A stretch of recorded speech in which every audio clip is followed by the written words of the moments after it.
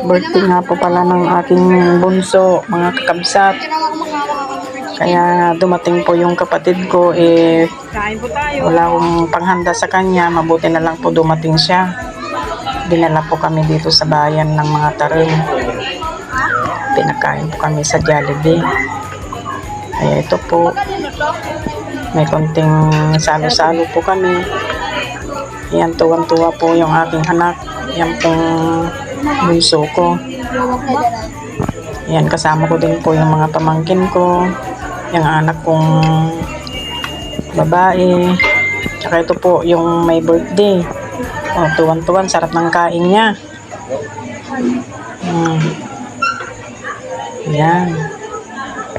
Yan po ang mga anak kong dalawa kasama namin. Sarap ng kain po nila, mga kakabsat. Sarap na sarap sila sa Jollibee.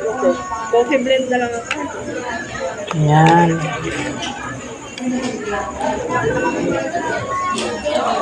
Yan po yung dalaga na isa na yan.